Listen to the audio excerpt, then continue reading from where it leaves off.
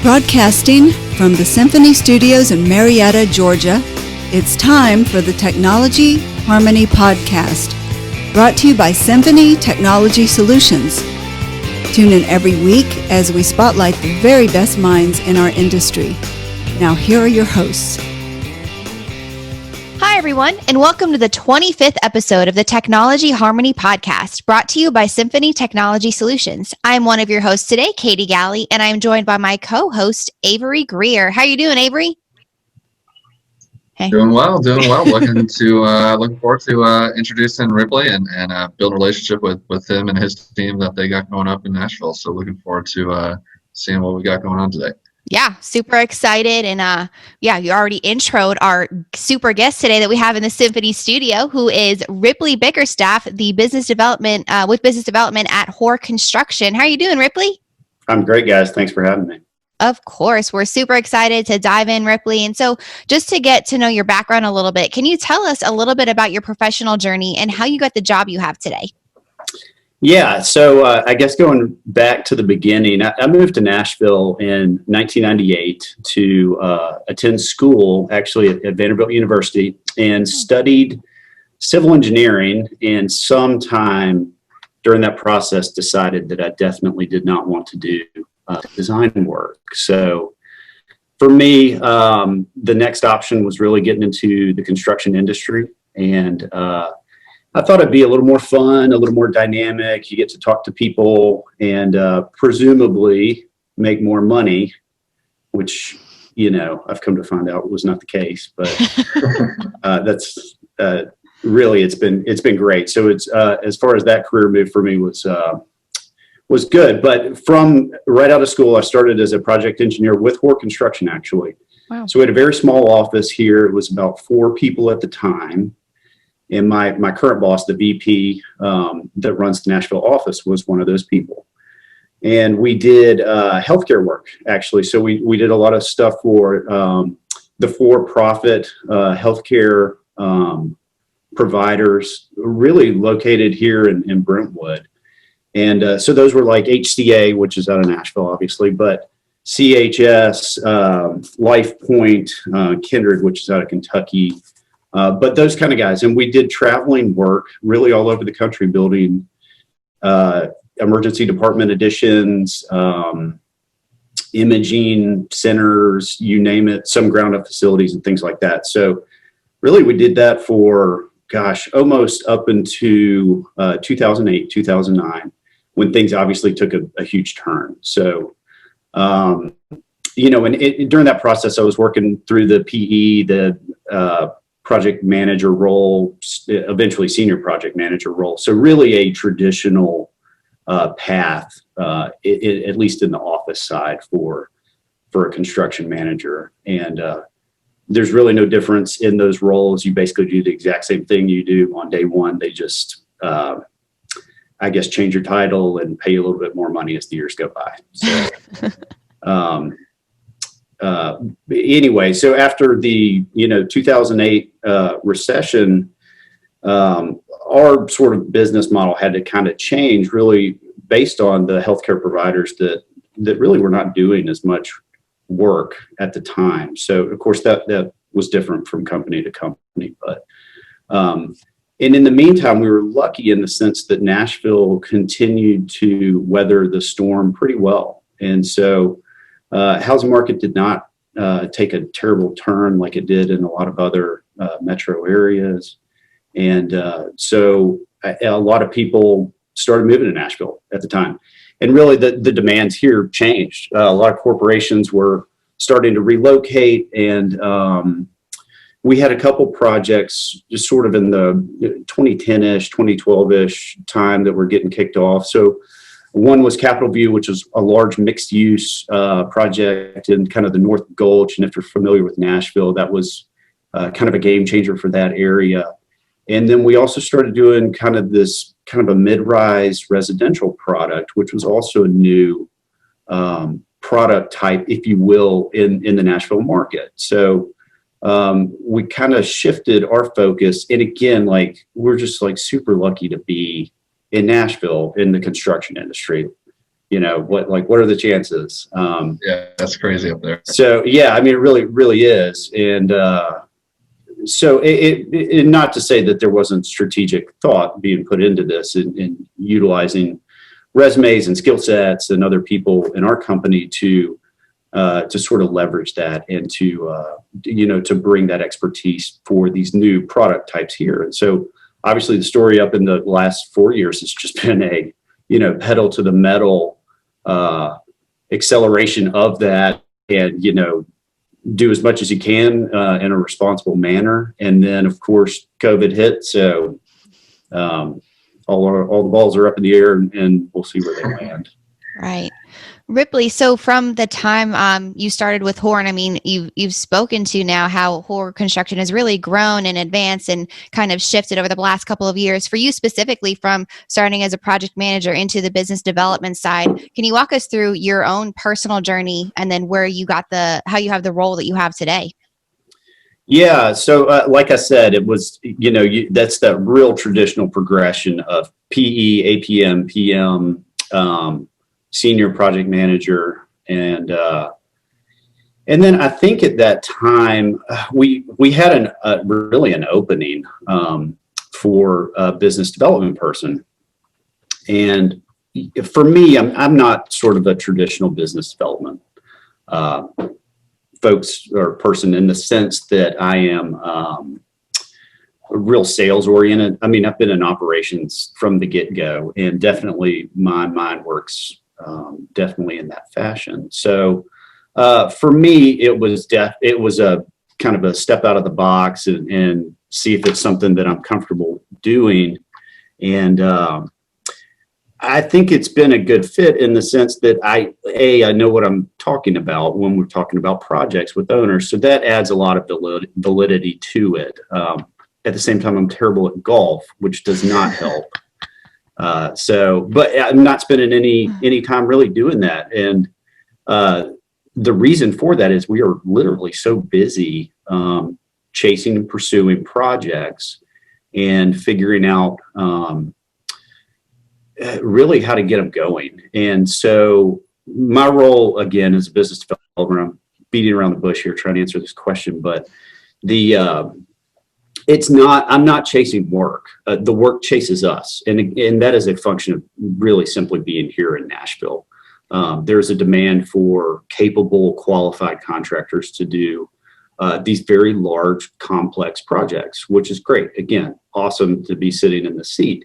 And sometimes all you literally have to do is pick up the phone, as opposed to making phone calls and cold calls. But the challenge of that is everything is over budget. So you can look at 10 jobs and you can't get one of them to work with the pro forma that the developer is trying to do. And obviously that is driven by how busy the market is. So from that, I really had to shift into pre-construction and really getting into the nuts and bolts of how we're putting budgets together and ways that we can really make what the developer is trying to do a reality within the kind of framework and parameters of the Nashville market. So growing up as a PM, I did a lot of estimating work. We were a small office, and when we had a bid come due, I'd have 8 trades, and I'd go scope out the Calkin sub in West Virginia and call 14 of them and figure that out. So I had a background in that, and obviously I've gotten up to speed on all the new systems and the new estimating software we use. It's no longer Excel. It's actually a professional estimating software, which is great, but it's very complicated. And then you kind of couple that with sitting in rooms with owners and developers for hours and watching them go through a budget and understanding what they find important, things that sort of trigger them and what they're willing to do, where they're willing to sort of change up the program of the building, if you will, to actually make a difference in the job. And that way, understanding that and how those costs work together, you can really kind of dial in a better way to present those numbers, to work with subcontractors, to in a sense, sort of design assist, and add some of that expertise in that process, and really do that. So what I do now is I do stacking diagrams of buildings and literally try and figure out the relationship between net rentable square footage and how much parking you have, and the effects of changing the building shape a little bit and saving some money on skin, and then going and figuring out, what's a cost-effective way to skin a garage in Nashville that doesn't look terrible. And those are the levers that we have to work with and kind of pull that. And again, that's all kind of changed here in the past 4 months. So for the first time in 10 years, we have the submarket has softened, and suddenly we're not in a position where we are really, struggling to get good competitive numbers, and in a lot of cases not even have 3 subs looking at a scope. So that's changed. It'll change again. So you got to be cognizant of those relationships and what's going to happen soon. So. Yeah, you touched on it, man. The Nashville market is absolutely insane, and our kind of reputation of what Hoar was, like I said, was up, vertical, big builds in Nashville is just crushing those kind of projects right now. So it's awesome to see you kind of shift from, what would be a less typical BDR kind of role, and using that experience from project management, project executive type descriptions, and being able to kind of transform yourself. And move around and offer value where it's needed kind of within the company. I think that's a really cool opportunity for you, like I said, to kind of get back to what you know and offer value with all the craziness kind of going on. Because like I said, it's they're hunting you down. There's not a whole lot of need for y'all to go chase stuff, because like I said, we're up there. I think there's like 37 or 38 cranes in the Nashville market right now. So but no, we're have the kind of highest expectations for Hoar, and you'll definitely build an amazing product. Yeah, so we fooled you. It worked. and really truthfully, that resume and that experience came a lot from our DC division, and who was building that product type for many, many years, actually. And so there's so much kind of nuance and I guess understanding about the residential market. You talk to any superintendent and none of them are excited to be building an apartment building. Just, they're not, because it's 300 homes that, imagine punching that thing out. Like what a nightmare, honestly. Yeah. And same thing over and over again. Well, you wish, but there's 210 different problems with the countertops as you move up that building. They're all chipped, I guess. But anyway, so you actually have to kind of take in essence, kind of a healthcare team. We have superintendents that have built 800,000 square foot hospitals that are building high-rise buildings right now, which is just same skill set, but just different kind of framework to look at it. So you got to be flexible in this. In this market will not last forever. I've spent all this time really learning the ins and the outs of multifamily mid to high rise construction, and 6 months it won't even be there. We'll be doing something else entirely. I'll be learning about tilt wall, light industrial stuff on the outskirts of town. So it worked. We fooled you. And so Ripley, you touched on how Hoar has kind of adapted. You've adapted in your roles that you've had with them. And then too, specifically in the last couple of months with COVID and that shift that's happened. But then looking forward, like you're saying, there's shifts that are going to continue to happen. So how does Hoar, one, you can focus in on COVID, but two, just in general, in the market that you're in the industry that you're in, how do you maybe anticipate or look forward and start to figure out how things are going to shift, and how do you adapt for those shifts?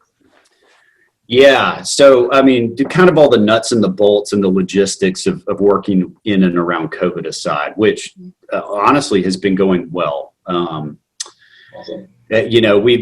We have had cases on job sites, but it has been limited, and quarantining is working, wearing masks is working, go figure.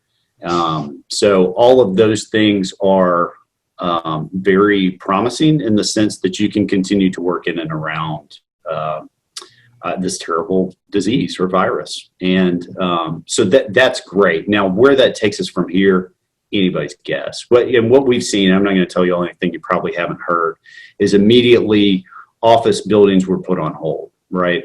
Hospitality projects, bottomed out. Nobody's looking at that anymore. Of course, I talked to my brother who's at Brassfield yesterday, and they're pricing one right now. So that market will be back.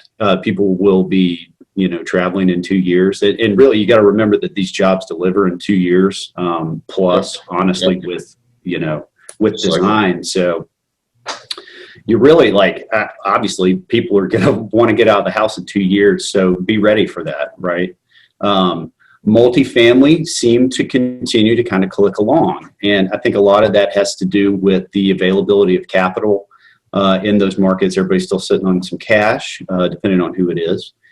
And they're looking for a safe haven for it. So again, these jobs deliver in 2 years. Presumably there's going to be a lot of renters and a lot of demand for that product type.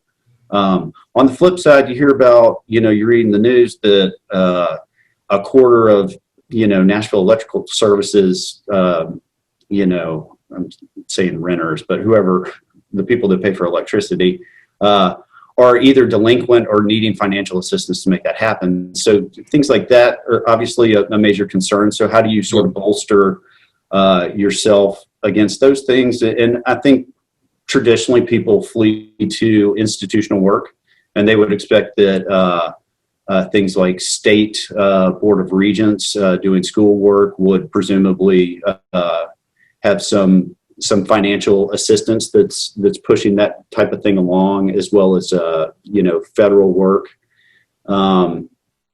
We do think that I mentioned light industrial earlier, sort of as a joke, but it's really not. Obviously, that's a very strong thing here in the Middle Tennessee area, and really in the South in general. Yeah. I think we'll continue to see those trends happen. Again, hotels will be back. Offices are anybody's guess. I mean, to me, I could talk about that forever.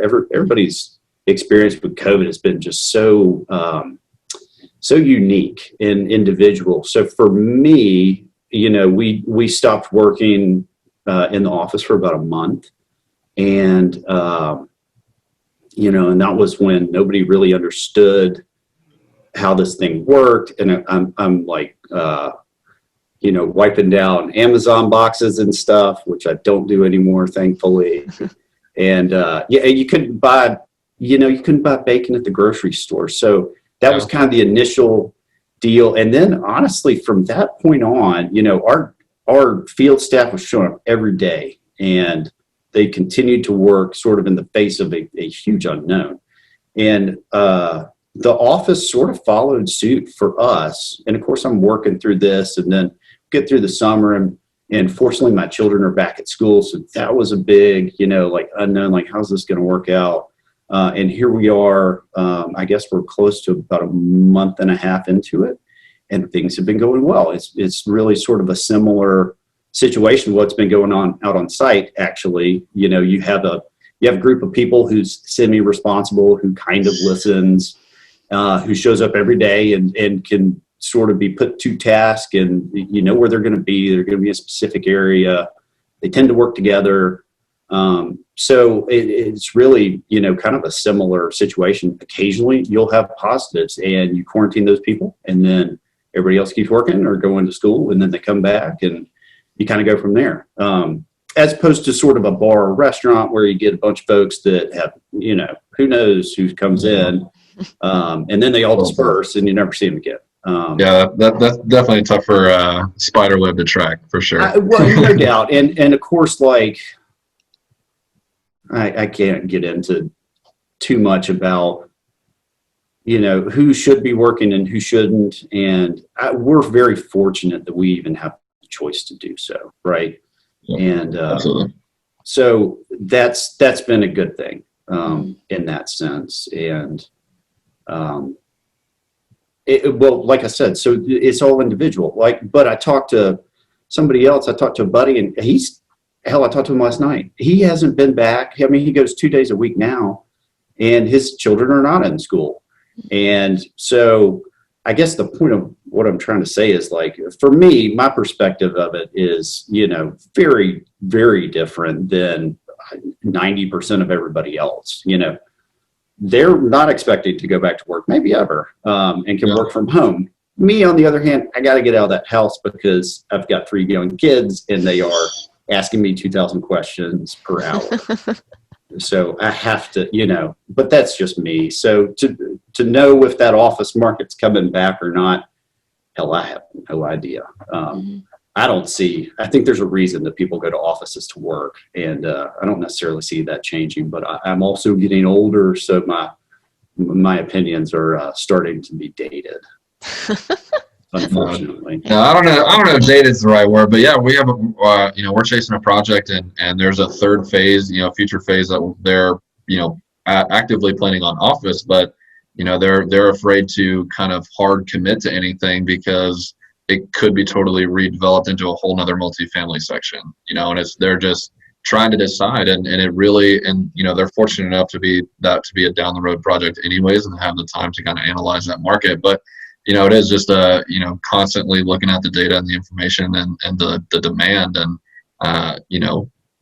constantly reevaluating as you move forward, as to whether something's going to be all multifamily, or multifamily and a little bit of office, to where you can keep working residents in the same building. There's some really cool examples in these mixed use buildings of yeah, I think that's a natural tendency for that office is pretty unknown, and it's not super common to get an advanced lease on something. So just make it apartments, and suddenly the deal works. To me, like, kind of a better example to look at is student housing. So you got to ask yourself, like, our kids are learning remotely this semester. And what's the future of student housing? Like, are we no longer going to be able to allow 500 young, semi-irresponsible kids to live in I shouldn't say that, but to live in a dorm? And, are they going to be able to do that? And the answer is yes, of course they will. And that's the whole idea of going to college. And, part of that experience is kind of that communal living, and you live with different people, and you mix everything up, and it's the opposite of a responsible contact tracing kind of environment. So student housing will continue to be there. They're not going to get rid of student housing, and everybody's going to learn remotely forever. It just won't be the case. So I don't know where I was going with that, but. No, I completely agree. People ask me all the time, like, so what are they going to do with student housing? Are they going to no longer live in dorms or all eat, on the same floor? It's like, no, of course they're not going to do that. Right. This is like everything else in life. This is a temporary deal, which we'll learn to kind of get around. But like the structural things beyond that, I don't know. I mean, I don't see necessarily a huge sea change. I think colleges have a bigger problem on their hand, and that's making them affordable for people to be able to attend in general. So it's not going to be COVID in the relationship with on-campus living. Yeah, I agree. And so, Ripley, looking forward with Hoar specifically, what is on the horizon for you guys? I mean, coming off of, still in the midst of COVID, but it seems like you're not really slowing down, and specifically in the Nashville market. So just looking forward, what's coming up for you guys? Yeah, so generally speaking, and I should mention, so we're based out of Birmingham, and kind of I've been focused on the Nashville story, which is very different than our other offices. So we have offices, very large offices in Orlando, Houston, again, based in Birmingham, like a lot of other large GCs. And really, we have a very similar kind of blueprint with those guys. So as a company, though, I think this year we're pushing close to $1 billion in volume. So what's on the horizon is, obviously, we have had to accommodate and to run a company that large with personnel. So the first and foremost, it's keeping our talent and teams busy. and figuring out ways to do that. And while we are busy, we also get phone calls all the time right now about, hey, we're not feeling great about this office building, so we're going to put it on hold for 2 months, which actually means 6 months, which means maybe never, that this is good. Or it could turn into an apartment building. Who knows? So yeah, that's the immediate concern is really taking care of your talent, and then making sure those, you're making money, making sure your profit margins are maintained, and you got to feed the beast in a sense, and continue what your kind of game plan is in figuring out sort of the right way to do that. And so it's small shifts in things, and using your expertise to chase markets that will help shore up, what you're losing in other places. And we've been lucky, generally speaking. We didn't do a ton of hospitality work, which is great. Just happened to be that way. At the same time, Orlando did a ton of amusement, or I don't even know what you call it, but work at like Disney, basically. Yeah. And they're not building a ton of roller coasters right now, but that'll change too. Maybe the timing's good. They just opened up, so we'll see. Yeah. Gotcha. Yeah, no, I think there's definitely a lot of changes, and it's awesome to see, like I said, Hoar kind of find that market, find that niche, do whatever you do it well. And I think we try to embody a similar mindset, and like I said, it was a really cool opportunity to have you kind of come talk to us and really share that story. I thought it was very beneficial, and there's a lot of value that you have to offer, and I know we only got just a little piece of it tonight. Oh, I'm here all the time. Available for podcasting as needed. We could start a series. We could, I don't think it'd do well. Could do great. Well, Ripley, if anybody wanted to learn more about you, get in touch with you, and learn more about Hoar, where might they do that? Yeah, so I love this question. Super easy. We're very easy to find, unfortunately, on the internet. So Hoar.com, and you can actually choose individual offices, the ones that I mentioned again. And a huge presence in Texas, an Atlanta office, DC, and of course Nashville here. So it's got all our contact info. You can call me on the phone, and presumably I'll pick it up and talk to you. Thank you all for tuning in. We hope you enjoyed today's episode. To learn more about our guest and their company, check out the show notes for the relevant links. If you would like to learn more about us here at Symphony, of course, subscribe to our podcast on our YouTube channel, and don't forget to follow us on LinkedIn and Facebook at Symphony Technology Solutions, and on Instagram at Symphony Tech Solutions. Here at Symphony, our ultimate goal is to make harmonious music out of all the technological noise. And we hope today's episode helped in doing just that. See you next time.